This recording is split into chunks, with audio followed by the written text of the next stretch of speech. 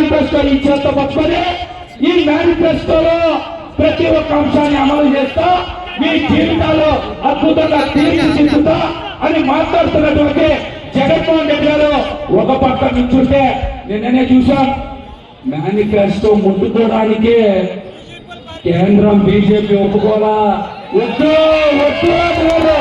అంటే దాని అర్థం ఆలోచనలో ప్రజలు కూటమిని వద్దంటున్నారని చెప్పారు. వేదిక మీద ఉంచుకొని ప్రజలే కూటమిని వద్దని చెప్తున్నారు.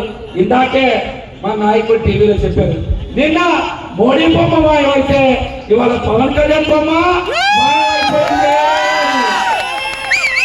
ఇంకో పక్కన హామీలు కూడా మాయమైపోయింది అంట. పెన్షన్ లేదు, రేషన్ కార్డులు లేవు, ఆసరా లేదు, భరోసా లేదు, వాహన మిత్ర లేదు, ఆరోగ్యశ్రీ లేదు, అలా పొంద అందులో ఏమీ లేదు. తొల్ల మేనిఫెస్టో అది ఏ మేనిఫెస్టో? తొల్ల మేనిఫెస్టో.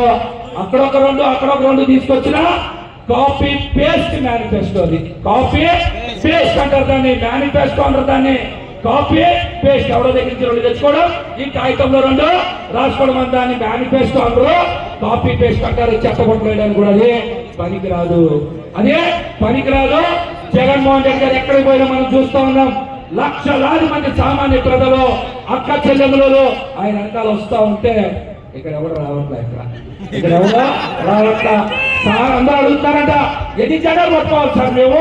అక్కడ లేవో గర్వంగా ఒక్క జెండా జగన్మోహన్ రెడ్డి గారు వైసీపీ జెండా పట్టుకొని తిరుగుతుంటే, ఇదేంటి సార్ మా భుజాల మీద రెండు జెండాలు పట్టుకున్నా, మూడో జెండా మా నెత్తి మీద కట్టుకుని తిరుగుతారు చెప్తున్నారంట వాళ్ళు. కాబట్టి ఇవన్నీ మనం చెప్పాలి. ముఖ్యంగా ఆరోగ్యశ్రీ గురించి కూడా తెలిసిన అప్డేట్ చూశాం. 30 lakhs చిన్న విషయం కాదు, ఇదేమే చిన్న విషయం కాదు. దాంతో పాటుగా మీరు అందరు చెప్పాలి, ఆసిఫ్ లోకల్